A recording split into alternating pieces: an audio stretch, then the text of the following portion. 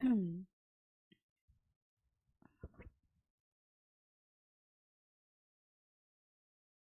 Everyone, good afternoon. How are you all? कैसे हैं आप लोग? सभी का स्वागत है सीजीबी मेंटोर्स पर। जल्दी जल्दी से लाइव आ जाइए so that we can quickly start हमारा लाइव सेशन। ओके, आज I am caught under the weather.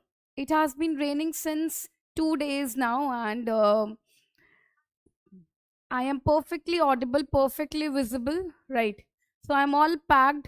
I'm wearing 2 to 3 layers plus the muffler along with it, so that I have cold. I am still, trying to recover. I am on medication, but yes, these 2 days holiday, Sunday and Monday Republic Day holiday, उस वजह से वो छुट्टी तो क्या, but मैं तो पूरा I was unwell and I'm still caught under the weather. So now this caught under the weather is also an idiom, right? और इसका मतलब होता है जब आप मौसम चेंज में बीमार हो जाओ. क्लियर?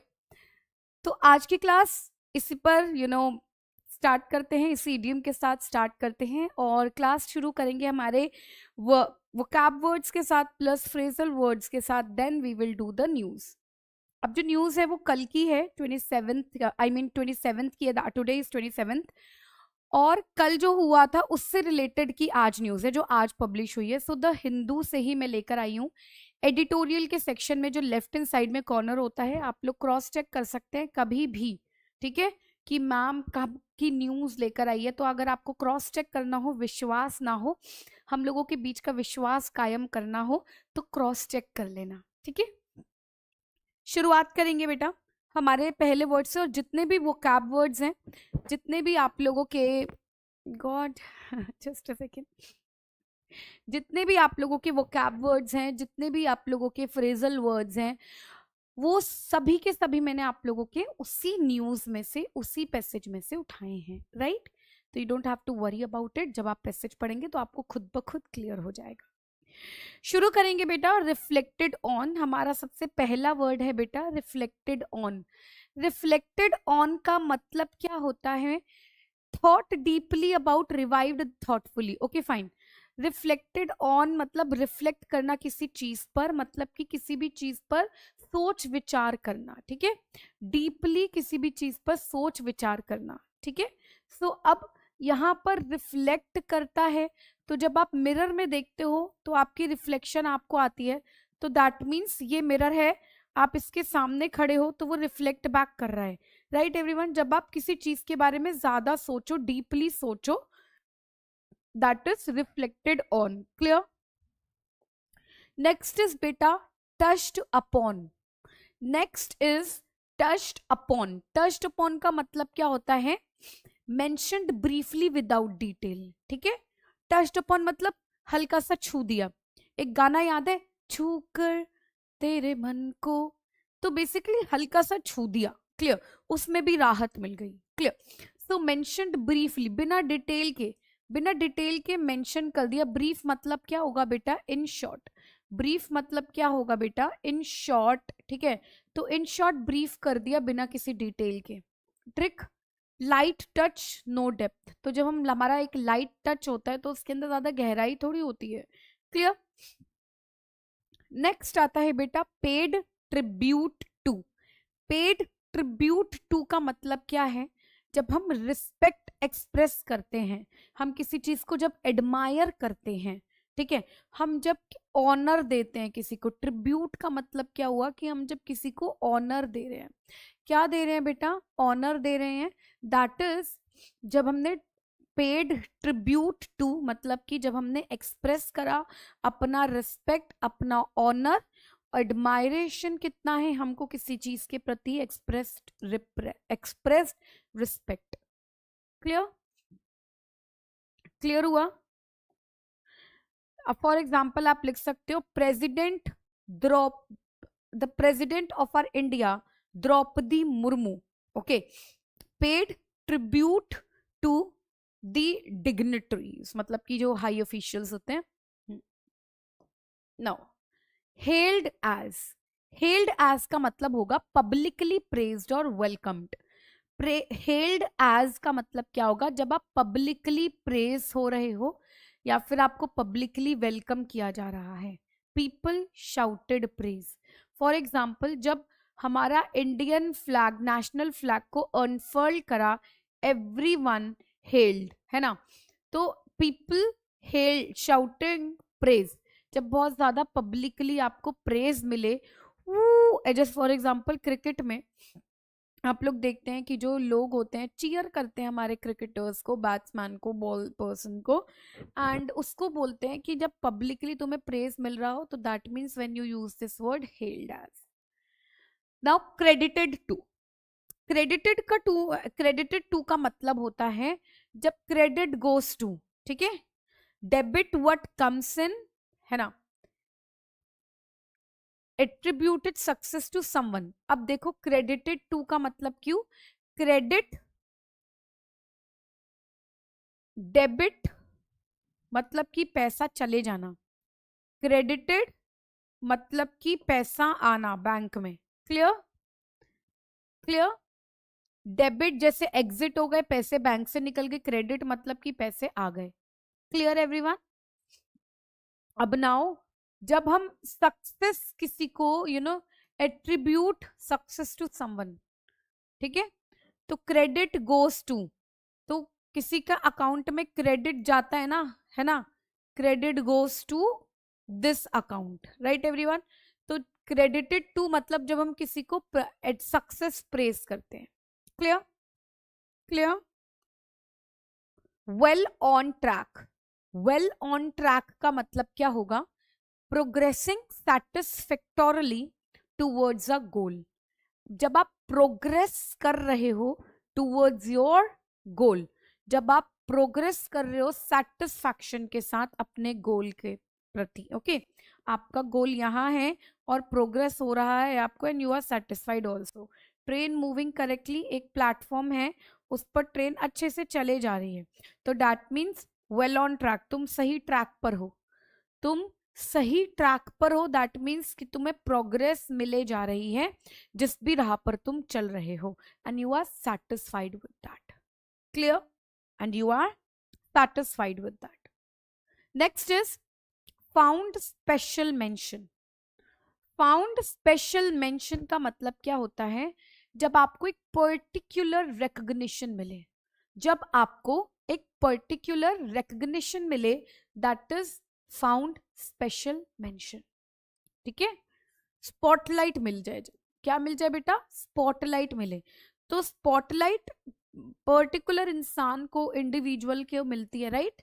कि यार you were the spotlight on the stage. ठीक है, तुम तो स्टेज पर एक स्पॉटलाइट थे, मतलब कि सबकी अटेंशन, स्पेशल अटेंशन तुम ही पर थी. Right everyone?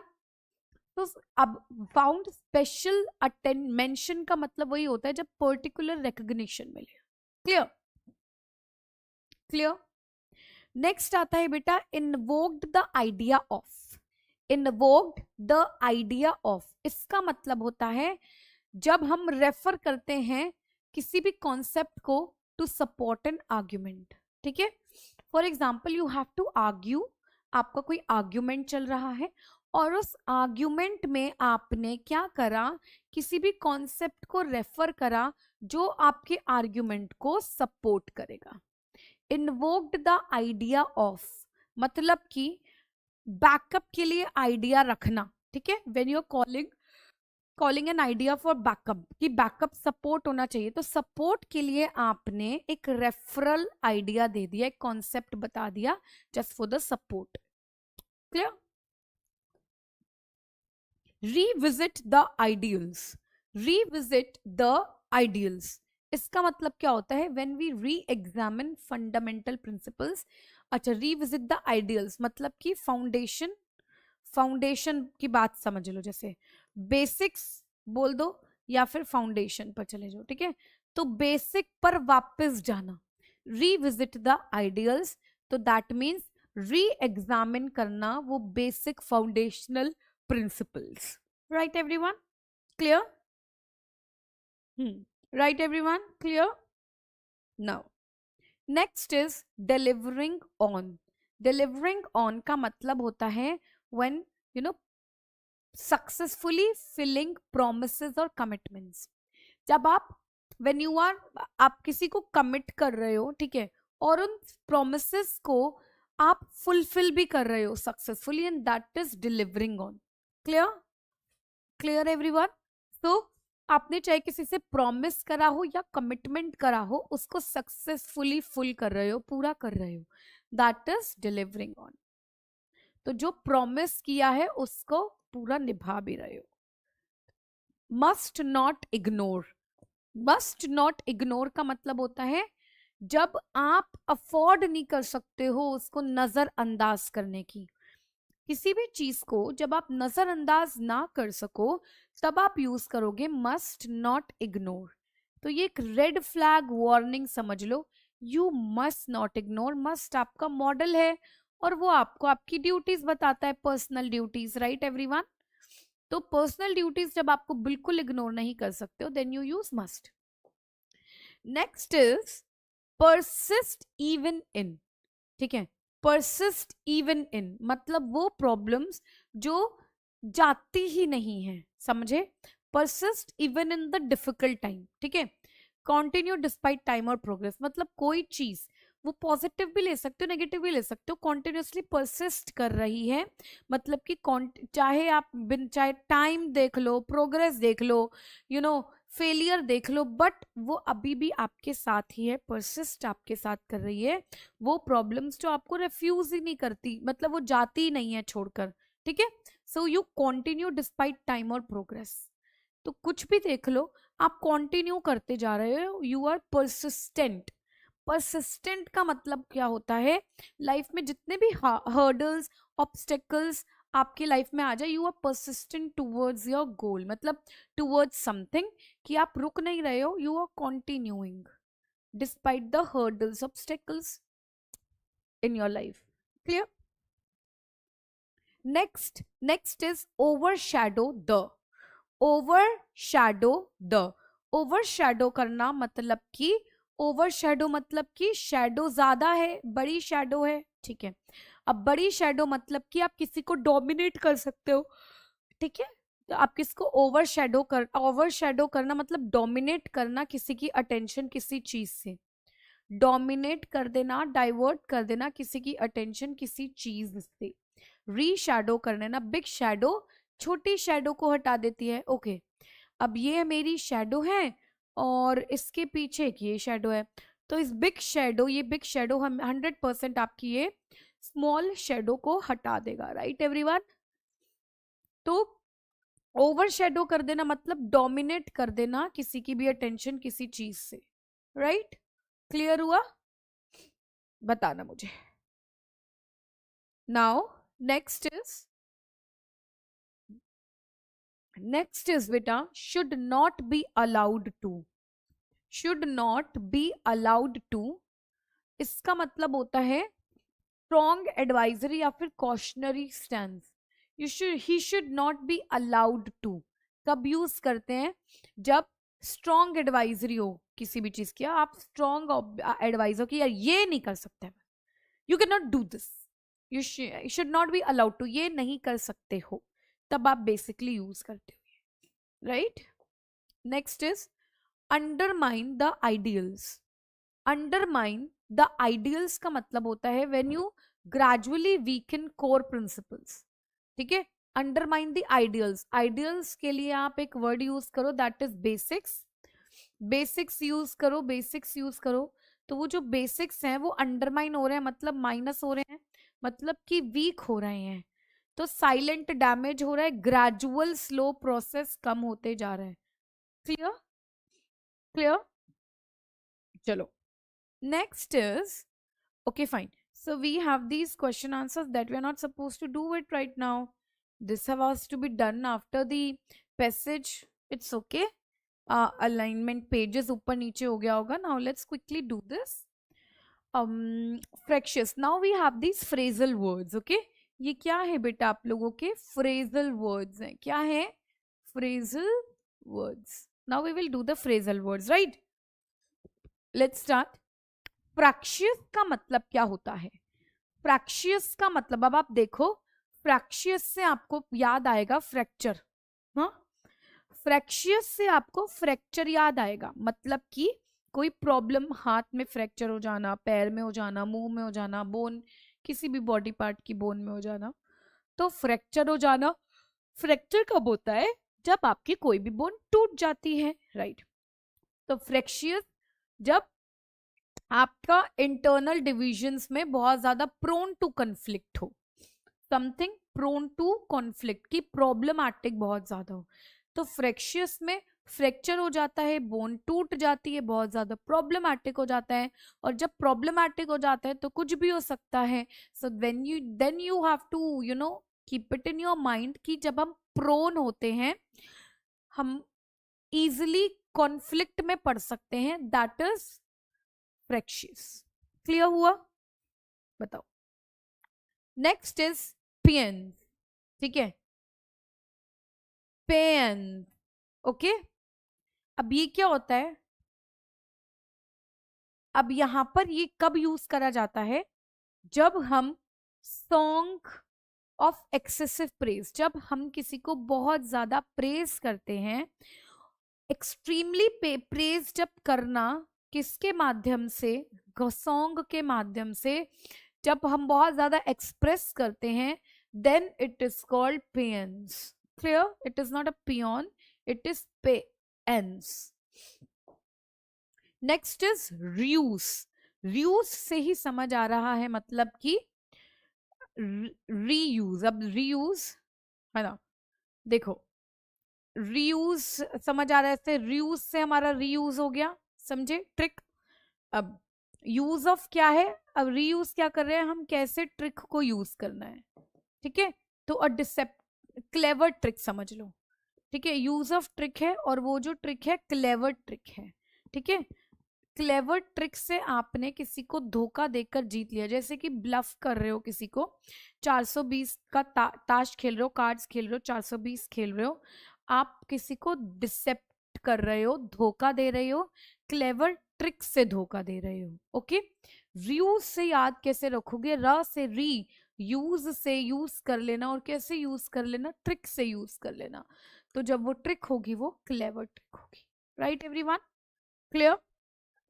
Next, sectarian.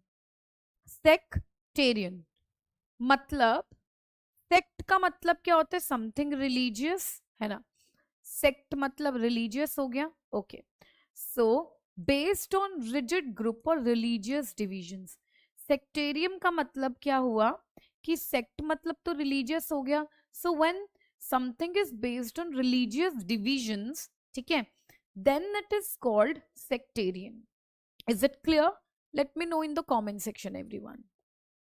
Let me know in the comment section. Next is undermine. Undermine is like किसी भी चीज को वीक कर देना, ओके, डाउनग्रेड होना किसी भी चीज का। सो undermine, dig below मतलब नीचे होना, सो टू वीकन सीक्रेटली और ग्रेजुअली। अंडरमाइन मतलब कि धीरे धीरे वीक हो जाना, जैसे कि कैंसर हो जाए, आपको कोई भी एसटीडी हो जाए, तो आपकी बॉडी धीरे धीरे अंदर से खत्म होने लग जाती है। Clear? So that is undermine होना किसी भी चीज को, हेल्थ को, रिलेशंस को, डिविजन्स का अंडरमाइनिंग हो रही है। क्लियर?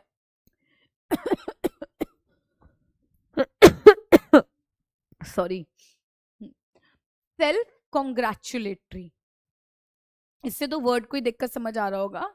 सेल्फ कॉन्ग्रेचुलेटरी मतलब खुद को कॉन्ग्रेचुलेट करना, मतलब अपने आप के लिए तालियां बजाना, राइट? अपने आप के लिए तालियां बजाना। Clear everyone? Excessively praising one self, okay.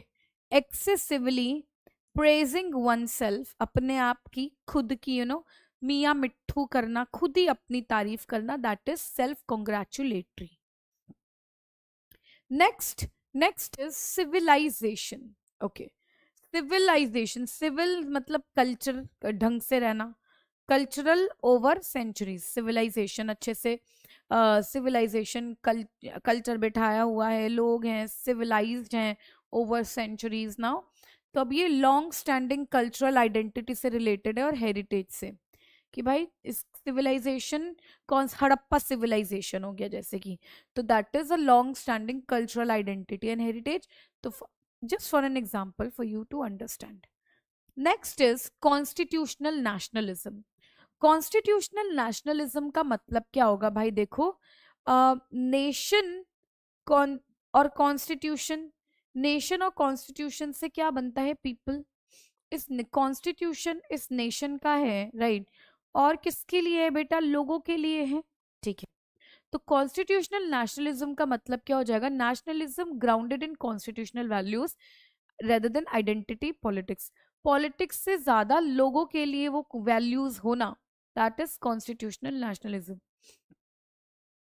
Cataloguing. Cataloguing का मतलब होता है, अब कैटलॉग का मतलब तो पता ही होगा ना आप लोगों को.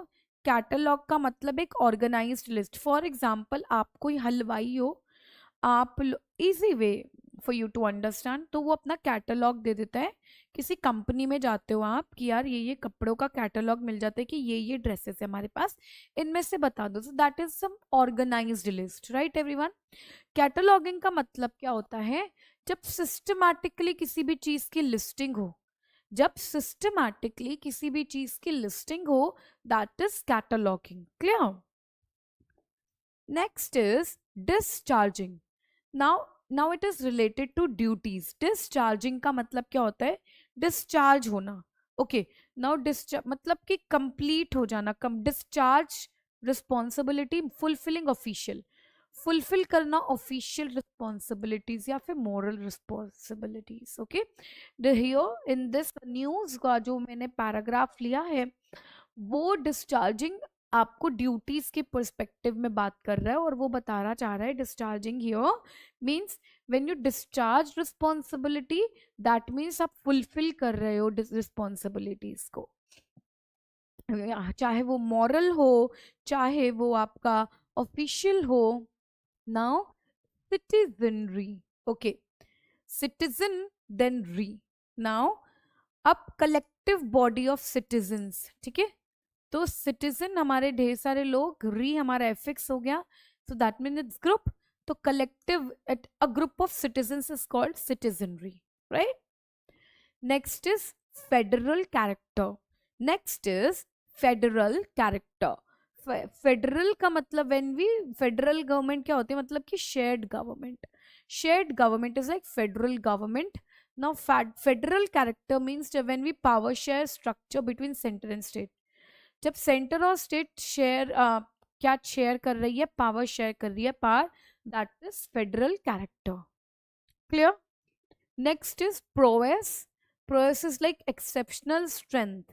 एक्सेप्शनल स्ट्रेंथ आपका प्रोएस होगा. Next is messenger of peace. Diplomatics नहीं होते जो, they are the messenger of peace in different countries. You have different diplomatics in different countries. Clear? So that's it. Messenger of peace, symbolic representative promoting a cause internationally. Next is overshadow. Overshadow का word मैंने already बताया था कि जो big shadows होती है वो small shadows को अपने पीछे हाइड कर लेती है, राइट एवरीवन. तो जब हम डोमिनेट कर देते हैं या फिर डाइवर्ट कर देते हैं अटेंशन किसी इंपॉर्टेंट चीज से. Now we have not ended yet, हम लोग अब पैसेज पर आएंगे. क्लियर? चलो पैसेज पढ़ेंगे अब. President Donald president Draupadi Murmu. Okay. Now let's quickly start. हमारी जो प्रेसिडेंट हैं Draupadi Murmu, she reflected. Reflected का मतलब बताया था, शी रिफ्लेक्टेड ऑन, किस पर उन्होंने बताया? रिफ्लेक्ट के क्या करा? इंडिया की democratic. Democratic is like on for the people, of the people, by the people, और डेवलपमेंट जर्नी को. ठीक है. कल जब कहाँ पर 77th रिपब्लिक डे मनाया जा रहा था, उन्होंने स्पीच दी और रिफ्लेक्ट करी इंडिया की डेमोक्रेटिक और डेवलपमेंट जर्नी को. उनका जो फोकस था, एम्फोसिस था, वो सेल्फ रिलायंस पर था कि हमें खुद को देखना चाहिए हम कितना आगे बढ़ गए हैं, हमने क्या क्या किया है, ओवरलुक करना खुद को, कि कंट्री की सेल्फ रिलायंस पर था इन ऑल फील्ड्स. ये फील्ड्स हैं. और इंडिया का रोल, और इंडिया का role as a messenger of peace and stability in a world that is increasing fractious. ठीक है, तो इंडिया का रोल क्या रहा है as the messenger, as a messenger of peace, messenger रहे हैं वो पीस के, स्टेबिलिटी के, बैलेंस बनाया है उन्होंने in in a world that is increasingly fractious. Okay, fractious का मतलब बताया था समथिंग विच इज ब्रोकन, उस हिसाब से आप याद रखेंगे। Miss Murmu highlighted recent national achievements, miss Murmu ने रीसेंट अचीवमेंट्स के बारे में बात करी एंड टच्ड अपॉन, और उन्होंने बात करी पॉलिटिकल और कल्चरल थीम्स की भी, जो कि अभी सेंटर की प्रायोरिटी है, जो कि अभी सेंटर की प्रायोरिटी है, right. She noted that the national song, उन्होंने बोला जो हमारा नेशनल सॉन्ग है वंदे मातरम, वो एक लिरिकल नेशनल प्रेयर बन गई है। Even as the country celebrates 150th anniversary of its, और 150 साल हो गए हैं उसकी कॉम्पोजिशन को, और आज भी हमारा national song as a prayer गाया जाता है। एंड ऑल्सो पेट उन्होंने और सरदार वल्लभ भाई पटेल को भी ट्रिब्यूट दिया उनके 150th बर्थ एनिवर्सरी पर, on the success of operation Sindoor, operation Sindoor जो हुआ था उसके सक्सेस पर भी, विच इन्वॉल्व प्रिसीजन स्ट्राइक्स, जिसमें बहुत सोची समझी स्ट्राइक्स ली गई थी, उसमें इन्वॉल्व करा गया था अगेंस्ट टेरर इंफ्रास्ट्रक्चर, जो कि इंडिया की ग्रोइंग सेल्फ रिलायंस डिफेंस में क्रेडिट करी थी, हेल्प करी थी, बढ़ाया था।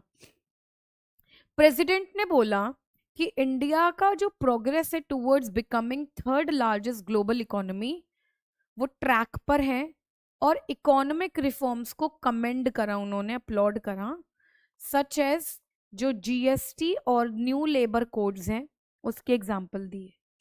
She noted the great strides achieved by the countries women, उन्होंने हमारी जो इंडिया, हमारा जो नेशन है कैसे आगे बढ़ रहा है, तो कंट्री की जो औरतें हैं, चाहे वो एग्रीकल्चर का हो, चाहे to space and the critical role as voters, उन्होंने बोला अचीव कर रहे हैं, वो बहुत ग्रेट बोला है उन्होंने। Clear.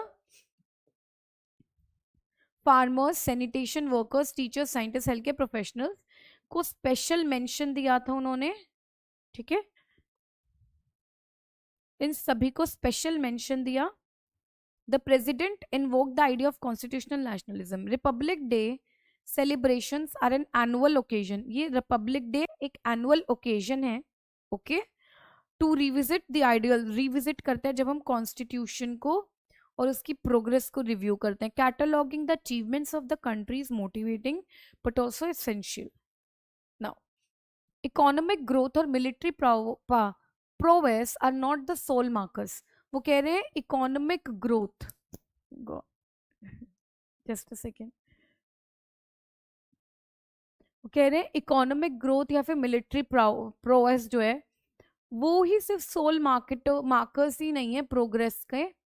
Singing paeans to the constitution is one thing, but delivering, but जब हम डिलीवर करते हैं उसके प्रिंसिपल्स को, जब हम राइट ऑफ सिटीजन्स को प्रोटेक्ट कर रहे हैं, डिस्चार्ज कर रहे हैं ड्यूटीज को स्टेट की, वो एक अलग चीज है।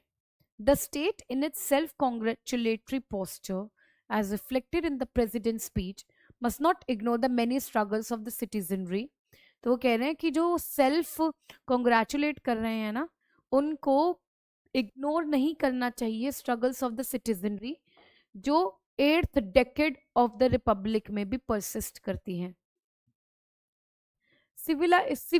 Civilizational pride cannot be used to overshadow the material questions of the present. Republic Day celebrate करता है ideals of the Constitution, sectarian politics, the weakening of the federal character of the republic, or the corruption should not allowed to undermine those ideals. Right everyone?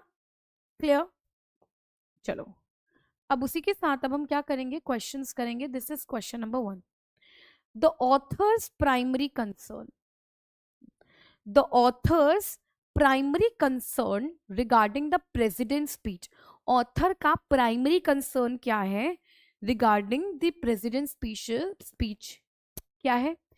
Focused excessively on defence achievement, कि ज्यादा ही defence achievement पर ही focus करा है उनके speech ने, वो बोलना चाह रहे हैं author. Avoid discussion on economic reforms, उन्होंने अवॉइड किया है इकोनॉमिक रिफॉर्म्स पर डिस्कस करना. एम्फसाइज करी है अचीवमेंट्स पर विदाउट एडिक्वेट सेल्फ रिफ्लेक्शन, या फिर डाउन प्ले कर दिया इंडिया का ग्लोबल रोल. उन्होंने फोकस करा है अचीवमेंट पर विदाउट एडिक्वेट सेल्फ रिफ्लेक्शन, ज्यादा सेल्फ रिफ्लेक्ट नहीं करा और उसी एम्फसाइज कर दिया सिर्फ अचीवमेंट पर. That's correct. यही समझ आया पैसेज पढ़ के. Next is what does the phrase civilizational pride cannot be a reuse. Reuse is clever trick. Reuse मतलब is clever trick, right? So क्या imply करता है civilizational pride cannot be a reuse? Okay. Cultural identity should replace economic concerns. ठीक है. Cultural identity, ठीक है, replace करना, should replace economic concerns. Cultural identity को रिप्लेस कर देना चाहिए इकोनॉमिक कंसर्न से. Pride in heritage may be used to distract from present challenges.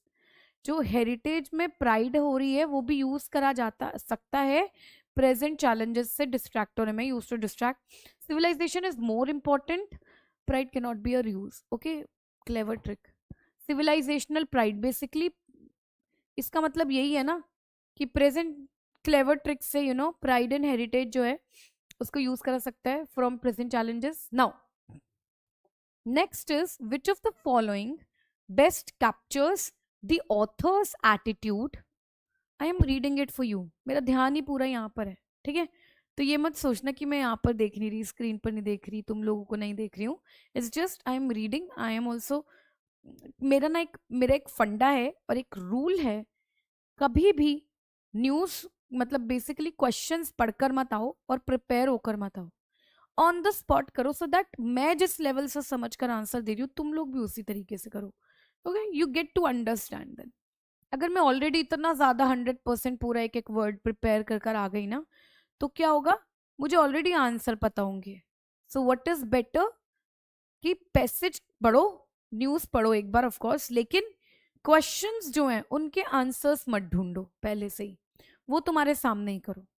चलो, so which of the following best captures, इनमें से चारों ऑप्शन में से कौन सा कैप्चर करता है ऑथर का एटीट्यूड रिपब्लिक डे सेलिब्रेशंस में. क्लियर. एंटायरली एप्रिशिएटिव, पूरा एंटायरली एप्रिशिएट कराए, सेलिब्रेट कराए. न्यूट्रल और डिस्क्रिप्टिव रहे हैं. Appreciative but critically evaluative. Cynical and dismissive. बेटा माय चैंपियंस, यहां पर बात हो रही है ऑथर के एटीट्यूड की. तो ऑथर ने तो बोला है कि भाई एप्रिशिएटिव करा है, लेकिन वो क्रिटिकली इवैल्यूएटिव भी रहे हैं कि हमारी जो स्पीच थी वो बहुत ज्यादा सेल्फ रियलाइजेशन नहीं था उसमें. Clear. So that's what he's saying कि appreciative speech but not critically evaluative. Clear? Next is question number 4. According to the passage, which of the following is not presented as a true marker of national progress? According to the passage, which of the following is not presented as a true marker of national progress? Military strength, economic growth, protection of citizens' right, fulfillment of constitutional duties. समझना इसको, इस passage के according कौन सा presented नहीं है as a true marker of national progress. So it will be economic growth की बात हुई है, प्रोटेक्शन हुई है सिटीजन्स के राइट की, कॉन्स्टिट्यूशनल ड्यूटीज की बात हुई है. Not talking about this. Clear. Next, the mention of sectarian politics and weakening federalism, undermining federalism, serves to highlight recent government achievement.